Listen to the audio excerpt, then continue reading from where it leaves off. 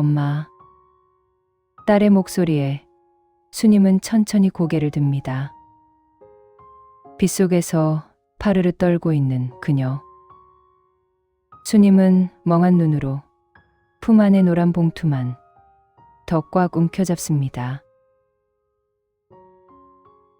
정윤의 하루는 늘 차가운 기계 소리로 시작됩니다. 사무실 복사기가 뱉어내는 매캐한 종이 냄새. 이때는 몰랐습니다. 이 평온한 일상이 곧 끝날 줄은요. 정윤 과장, 이번 달 결산 아직입니까? 다들 기다리고 있습니다. 뒤에서 들려오는 상사의 건조한 목소리. 정윤은 급히 고개를 숙이며 대답합니다. 죄송합니다, 부장님. 오늘 안으로 반드시 마무리하겠습니다. 상사는 대답도 없이 시계를 보며 자리를 뜹니다. 그녀는 책상 위에 엄마 사진을 한번 쓱 문지릅니다. 여기서 밀려나면 끝이라는 걸 잘 알고 있습니다. 엄마를 위해서라면 이 정도는 버틸 수 있습니다. 점심시간도 잊은 채 서류 더미 속에서 씨름하던 때였습니다. 정윤의 휴대폰이 요란하게 진동하기 시작합니다. 엄마를 돌봐주는 요양보호사입니다. 평소라면 이 시간에 전화를 걸 리가 없었습니다. 손가락이 미세하게 떨립니다. 여보세요? 무슨 일이세요? 수화기 너머로 다급한 목소리가 들려옵니다. 정윤 씨, 어떡해요? 수님 어머님이 사라지셨어요. 숨이 턱 막히며 주변의 소음이 일순간 사라집니다. 이 추운 날씨에 밖을 헤매고 있다니. 정윤은 허겁지겁 가방을 챙깁니다. 서류 몇 장이 바닥으로 흩어졌지만 주울 겨를도 없습니다. 복도에서 마주친 상사가 그녀를 의아하게 쳐다봅니다. 정윤 과장, 이제 회의 시작인데 어디 가십니까? 부장님, 죄송합니다. 지금 어머니께 가봐야 할 것 같습니다. 제가 없으면 안 되는 상황이어서요. 상사는 한숨을 쉬며 서류를 넘깁니다. 지금 가면 결산은 누가 합니까? 정윤 과장, 책임감 있게 행동하세요. 그 말이 가슴에 차갑고 무겁게 박힙니다. 하지만 지금은 그 어떤 말도 귀에 들어오지 않습니다. 빗속을 헤매고 있을 엄마만 눈앞에 어른거릴 뿐입니다. 회사 로비를 나오자 매서운 겨울바람이 얼굴을 때립니다. 그녀는 코트깃도 못 여민 채 도로로 뛰어듭니다. 겨우 잡아탄 택시 뒷좌석. 거울 속 번진 화장을 닦아낼 여유조차 없습니다. 빗줄기는 택시 유리창을 부술듯이 때립니다. 지금은 울고 있을 때가 아닙니다. 1분 1초가 급하니까요. 사실 정윤은 요즘 많이 고단했습니다. 밤마다 엄마의 젖은 이불을 빨며 소리 죽여 울었던 기억들. 가끔 들리는 엄마의 낯선 목소리까지. 든든했던 엄마가 이제는 달라졌습니다.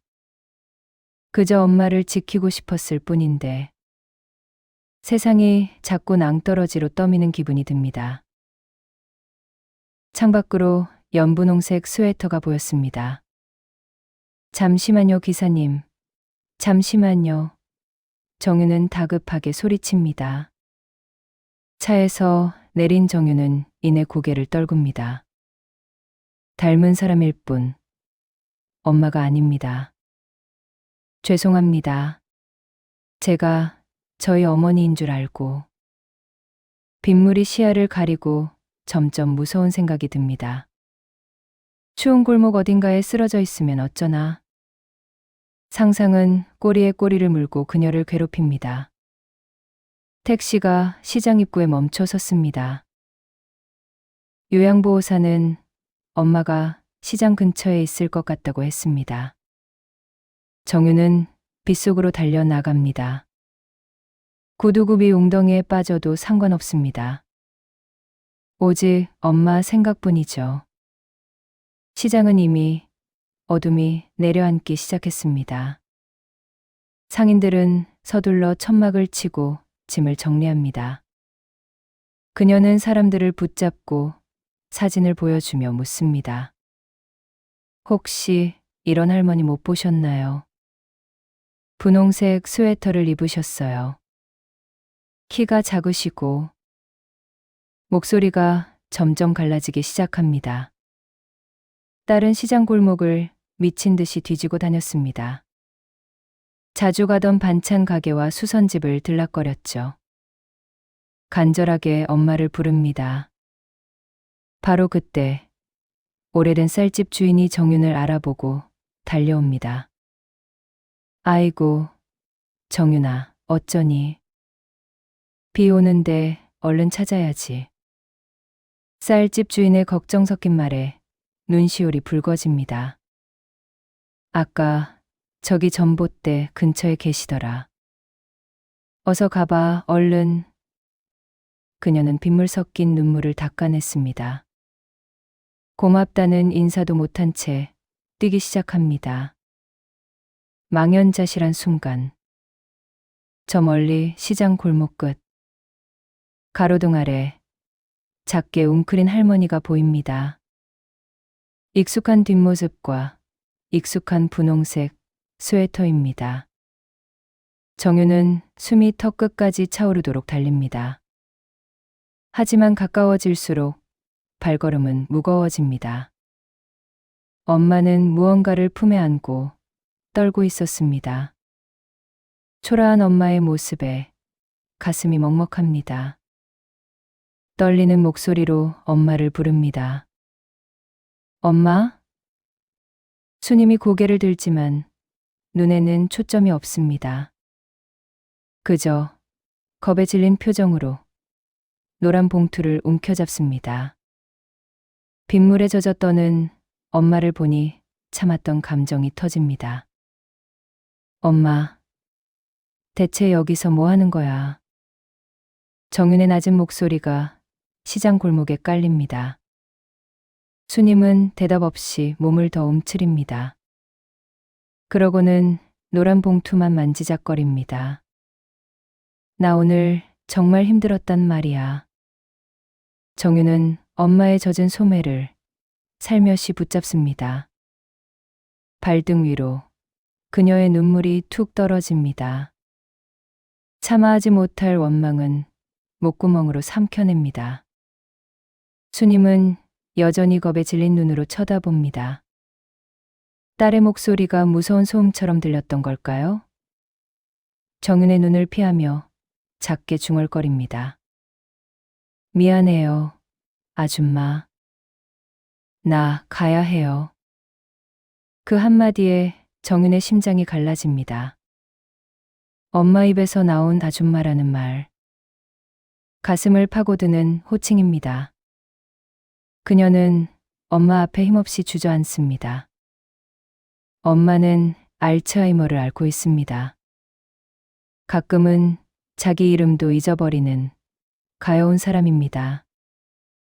엄마, 나 정윤이야. 왜 비 오는데 위험하게 혼자 나왔어? 빗물에 젖어 너덜너덜해진 종이 틈 사이 어딘가 익숙한 냄새가 훅 끼쳐옵니다. 정윤의 눈길이 엄마의 품속 눅눅하게 젖은 뭉치에 머뭅니다.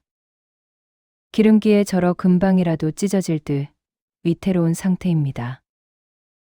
뭔지는 모르겠지만 엄마는 그 보잘것없는 것을 보물처럼 품고 있습니다. 종이 뭉치의 미약한 온기가 정윤의 손등에 닿습니다. 엄마는 파르르 떨리는 목소리로 말합니다. 아줌마, 이거는 뺏지 마세요. 이거는 안 돼요. 빗물에 젖은 엄마의 손가락은 파랗게 질려 있습니다. 정윤은 천천히 엄마의 손을 잡습니다. 딸은 화를 내지도 소리를 지르지도 않습니다. 그저 엄마를 품에 꼭 안아줄 뿐이죠. 엄마, 추워. 이제 집에 가자. 하지만 수님은 여전히 불안한 눈빛입니다. 자꾸만 품 안에 젖은 봉투를 살핍니다. 불안해하는 엄마를 안심시켜야 했습니다. 그녀는 엄마를 끌어안았습니다. 하지만 수님의 몸은 통나무처럼 뻣뻣했습니다. 정윤의 품에서 벗어나려 몸부림까지 칩니다. 그러고는 딸을 낯설게 밀쳐냅니다. 이거 나요. 우리 애기가 100점 맞아서 산 거예요. 그 순간 신랑이 끝에 눅눅해진 봉투가 그만 찢어지고 맙니다. 그 안에 든 차가운 통닭이 다닥으로 툭 떨어집니다. 사방에 정적이 흐릅니다. 수님은 넋이 나간 표정으로 바닥을 봅니다. 그러더니 아이처럼 서럽게 울음을 터뜨립니다. 정윤은 통닭을 보고 그 자리에 얼어붙었습니다. 노란 봉투 하나에 세상을 다 가졌던 기억. 100점을 맞아오면 항상 사주셨던 통닭 한 마리. 엄마의 기억은 정윤이 8살일 때 멈춰 있었습니다. 무서운 병마 속에서도 엄마는 딸의 행복을 기억합니다. 수님은 흙탕물 묻은 통닭을 소중히 주워 담습니다. 낡은 스웨터로 연신 닦아내며 중얼거리네요. 어떻게 우리 정윤이 줄 건데. 아빠도 없이 커서 기죽으면 안 되는데. 남편을 일찍 여의고 홀로 된 수님에게 세상은 참 차가웠습니다. 애비 없는 자식 소리는 절대로 듣게 안 해야지. 수님은 그 다짐 하나로 눈물을 삼키며 버텼습니다. 당신의 무릎이 다 닳아 없어져도 좋다고 생각했죠. 딸을 번듯하게 키워낸 엄마의 머리에 하얀 서리가 앉았습니다. 집으로 오는 길을 잊고 이름도 잊었습니다. 하지만 품에 안은 그 기억만큼은 놓지 않았습니다. 수님은 딸을 피하며 젖은 뭉치를 더 꽉 움켜쥐었습니다. 빗속에서 딸을 위해 선물을 준비한 엄마. 그걸로 설레했을 엄마를 생각하니 눈물이 멈추지 않습니다. 엄마 어떻게 알았어? 나 아까 시험 100점 맞았어. 그래서 엄마, 이 통닭 내가 다 먹을게. 그러니까 우리 집에 가자. 수님이 천천히 고개를 들었습니다. 흐릿하던 수님의 눈동자가 아주 잠시 정윤의 얼굴에 머물렀습니다. 수님의 입술 사이로 아주 작고 희미한 목소리가 흘러나왔습니다. 우리 정윤이니? 입이를 다맞고. 왜 여기에 있어? 미안해. 엄마가 이거 따뜻하게 가져가려고 했는데. 수님의 정신이 잠시 돌아왔습니다. 하지만 그것은 아주 짧은 기적이었습니다. 그녀는 곧 다시 초점이 흐려집니다. 딸의 손을 힘없이 놓치고 맙니다. 정윤은 엄마를 등에 업었습니다. 깃털처럼 가벼운 사람. 엄마의 온기가 등을 타고 가슴으로 전해집니다. 그녀는 빗속을 걸으며 다짐합니다. 세상이 나를 벼랑 끝으로 밀어도 좋습니다. 이제 아무것도 상관없습니다. 내 이름은 잊었어도 나의 입맛은 기억한 분. 이 어린 여자를 위해 이제는 내가 든든한 봉투가 될 겁니다. 정윤이 엄마를 고쳐 업고 시장 어귀를 벗어나려는 찰나였습니다. 갑자기 시장 골목의 셔터들이 하나둘 다시 올라가기 시작합니다. 모녀를 본 상인들이 가게 불을 밝힙니다. 마치 캄캄한 밤하늘에 별이 하나둘 뜨는 것 같습니다. 정윤아, 잠시만 서봐라. 이거 너희 엄마가 석 달 전부터 맡겨놓은 거다. 수선집 할머니는 두툼한 버선을 팔 사이에 끼워줍니다. 정윤이 고개를 숙이며 걸음을 옮기자 반찬가게 아주머니가 달려 나옵니다. 이거 너 제일 좋아하는 고추장 멸치볶음이야. 네 엄마가 매주 월요일마다 와서 사셨어. 나한테 부탁하시더라. 우리 딸 오면 새로 볶은 것 좀 내어달라고. 아주머니의 목소리에 정윤의 가슴이 울컥 차오릅니다. 엄마는 퇴근한 딸을 낯선 사람처럼 경계하셨습니다. 하지만 딸이 좋아하던 것들, 필요한 것들을 하나씩 준비하고 있었죠. 엄마는 어디에서 돈이 나서 이런 것들을 사셨을까? 의아함에 고개를 숙인 정윤에게 약국 아저씨가 다가옵니다. 그러곤 작은 봉투 하나를 내밉니다. 어머니가 영양제 사시려고 10,000원짜리를 모아서 오셨어. 너한테 받은 용돈인 것 같더라. 우리 딸이 요즘 얼굴이 반쪽이라 이거 꼭 먹여야 한다고. 지난주에 드디어 한 통값이 다 모였는데 오늘 전해주려고 하니 어머님이 안 보이시더라. 약국 주인이 건넨 영양제 통 위에는 엄마의 글씨가 적혀 있었습니다. 직접 쓴 듯한 비뚤비뚤한 글씨. 거기엔 우리 딸이라고 적혀 있습니다. 약국 아저씨는 정윤의 손에 낡은 편지 봉투 하나를 쥐어줍니다. 그 안에는 정윤이 드렸던 용돈이 말자별로 정갈하게 접혀 들어 있습니다. 그런데 용돈과 함께 작은 종이가 잡힙니다. 종의 맨 윗부분에는 우리 딸 필요한 것이라고 적혀 있습니다. 겨울 양말, 멸치볶음, 목감기 약, 비타민. 종에는 정윤이 필요한 것들이 빼곡하게 적혀 있었습니다. 이거 샀음. 이건 다음 주에. 동그라미를 치며 하나씩 지워나갔던 흔적. 흐릿해지는 정신을 붙잡으려 꾹꾹 눌러 쓴 연필 자국. 그 위로 엄마의 눈물인지 모를 얼룩이 번져 있었습니다. 이것만 사면 안 돼. 엄마는 늘 그렇게 중얼거렸다고 합니다. 엄마에게 딸을 향한 사랑은 그 끝이 없어서 무엇을 사도 늘 부족했습니다. 어머니는 잘 찾았구나. 쌀집 주인이 커다란 우산과 따뜻한 캔커피를 건네줍니다. 아저씨가 씌워준 우산 아래로 이웃들이 모여듭니다. 정윤아, 너는 몰랐지?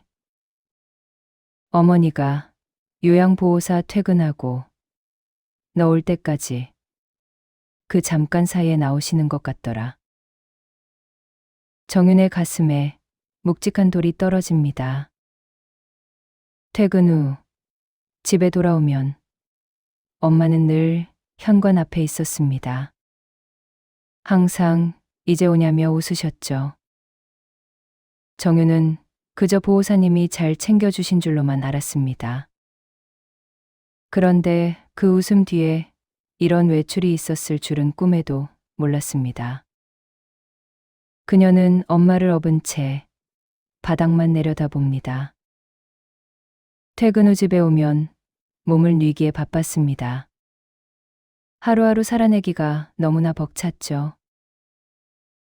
그래서 반복되는 옛날 이야기도 그저 흘려들었습니다. 엄마의 세상은 온통 딸로 가득 차 있었습니다. 하지만 그런 마음을 들여다볼 생각조차 못한 자신이 너무나도 부끄럽습니다. 어머니가 길을 잃어서 여기 온 게 아니야. 너 기다리는 길은 안 잊으려고 오신 거야. 그게 저 양반 인생의 마지막 숙제 같더라고. 정윤아, 엄마 잘 모시고 가거라. 쌀집 주인의 목소리가 빗소리에 잦아듭니다. 정윤은 대답 대신 고개를 깊숙이 숙였습니다. 아저씨가 쥐어준 캔커피의 온기가 손바닥을 타고 전해집니다. 엄마와 딸을 지켜주던 이웃들의 따뜻한 마음이 전해집니다. 상인들의 배웅을 뒤로하고 정윤은 엄마를 고쳐 업습니다. 양손 가득 들린 비닐봉지들이 부딪히며 소리를 냅니다. 한 걸음 내디딜 때마다 몸이 조금 휘청입니다. 엄마는 가느다란 팔로 딸의 목을 감싸 안습니다. 이 여린 팔로 세상을 어떻게 버텼을까? 정윤은 입술을 깨물며 눈물을 참습니다. 등 뒤에서 느껴지는 엄마의 미약한 온기. 엄마의 볼이 정윤의 젖은 머리카락에 닿습니다. 왠지 고생했다라고 말해주시는 것 같았습니다. 비릿한 빗물 사이로 익숙한 살냄새가 납니다. 정윤은 엄마를 등에 더 바짝 밀착시킵니다. 조금이라도 더 온기를 나눠드리고 싶었으니까요. 멀리서 비추는 가로등 불빛이 모녀를 비춥니다. 딸은 흔들리지 않으려 발에 힘을 줍니다. 엄마, 조금만 참아. 이제 다 왔어. 엄마는 대답 대신 작게 숨을 내뱉습니다. 그 숨소리가 정윤에겐 세상 어떤 것보다 귀합니다. 살아있어 주어서, 내 곁에 있어 주어서, 그저 고맙고 또 미안한 마음뿐입니다. 골목 끝, 익숙한 대문 앞에 멈춰 섭니다. 엄마를 업은 채 조심스럽게 열쇠를 돌립니다. 차가운 빗속을 뚫고 돌아온 우리의 보금자리. 이제야 비로소 숨이 쉬어지는 것 같습니다. 엄마를 내려놓으려는 찰나. 차가운 손이 정윤의 젖은 뺨을 스칩니다. 그러더니 아주 익숙한 손길로 빗물을 닦아줍니다. 어디선가 돌아온 듯한 맑은 목소리가 들립니다. 비를 다 맞아서 어쩌나. 우리 딸 퇴근했어? 추운데 얼른 닦아야지. 꿈결 같은 엄마의 한마디에 정윤의 심장이 뜨겁게 요동칩니다. 흐릿하던 눈동자 너머로 엄마의 진심이 반짝이고 있었죠. 미안하다, 정윤아. 엄마가 또 길을 잃었었나 보네. 너 오면 따뜻하게 먹이려고 시장까지 갔는데 정신을 차려보니 비가 오고 네 등에 엎여 있구나. 엄마의 목소리는 평소보다 낮고 차분했습니다. 정윤의 어깨를 감싸 쥔 엄마의 마른 손에 힘이 들어갑니다. 우리 딸 얼마나 무서웠을까. 제정신일 때 말해줘야 하는데 자꾸 안개가 껴서 마음만 급해지네. 내가 너를 잊을까 봐. 그게 제일 겁이 나. 수님의 마른 손이 딸의 머리카락을 넘겨줍니다. 정윤은 그 손길을 마음 깊이 새겨 넣습니다. 얼음장 같던 심장이 뜨겁게 녹아내립니다. 맑게 돌아온 엄마의 눈이 딸을 살핍니다. 다시는 잊지 않겠다는 듯 간절한 눈빛입니다. 수님의 손에서 힘이 스르르 빠집니다. 애써 맞추던 초점도 순식간에 흩어집니다. 맑았던 눈동자엔 다시 안개가 가득합니다. 기억의 미로 속으로 엄마는 멀어져 갑니다. 하지만 정유는 이제 주저앉지 않습니다. 엄마를 업은 팔에 더 큰 힘을 줍니다. 등 뒤의 숨소리. 그것이 그녀가 살아가야 할 이유입니다. 괜찮아. 이제는 내가 길이 되어줄게. 정유는 맺힌 눈물을 조심스럽게 닦아냅니다. 그리고 한 걸음씩 발을 뗍니다. 모녀의 그림자가 집 안의 불빛으로 향합니다. 차가운 빗줄기를 뚫고 단단하게 걸어 들어갑니다. 방 안으로 들어오자 훈훈한 온기가 반깁니다. 차갑게 식은 엄마의 몸이 가느다란 나뭇가지처럼 떨리고 있었습니다. 정유는 서둘러 파랗게 질렸던 엄마의 손발을 정성껏 닦아냅니다. 물에 불어 하얗게 변한 엄마의 발바닥. 떨리는 손으로 발가락 사이사이를 닦아냅니다. 수건을 가져와 하얀 머리카락을 말려줍니다. 어린 시절 엄마가 내게 해주셨던 것처럼요. 엄마는 다시 멍한 표정으로 벽을 보고 있습니다. 하지만 정유는 이제 서운하지 않습니다. 엄마의 마음 속에 내가 여전히 살고 있음을 정말로 충분히 느꼈으니까요. 방 안을 정리한 정유는 노란 봉투를 들고 옵니다. 비닐봉지는 찢어지고 흙탕물도 조금 묻어있지만 괜찮습니다. 찬장 깊숙이 넣어두었던 예쁜 접시를 꺼냅니다. 식어버린 통닭을 정성스럽게 담아 식탁에 마주 앉습니다. 엄마, 이거 봐. 나 100점 맞았어. 선생님한테 칭찬도 많이 들었다. 정윤이 밝게 웃으며 다리를 하나 건넵니다. 엄마는 그제야 아이처럼 환하게 웃습니다. 맛있는 껍질을 떼어내 딸에게 줍니다. 너 좋아하는 거잖아. 식으면 맛없어. 기름기 묻은 손으로 딸의 입가에 넣어주는 고기 한 점. 차가운 통닭 조각이 입안에 들어옵니다. 옅게 남아있는 온기가 가슴 깊은 곳까지 번져나갑니다. 정유는 목이 메어 꾸역꾸역 통닭을 삼킵니다. 눈물 섞인 통닭은 짜고도 따뜻했습니다. 엄마, 앞으로는 시장 가지 마. 내가 엄마 먹고 싶은 거 매일 사올게. 엄마는 대답 대신 딸의 머리를 쓰다듬습니다. 거칠고 투박한 손마디가 뺨에 닿습니다. 창밖엔 여전히 거센 빗소리가 들려옵니다. 하지만 집 안은 그 어느 때보다 아늑합니다. 잠든 수님의 얼굴은 평온합니다.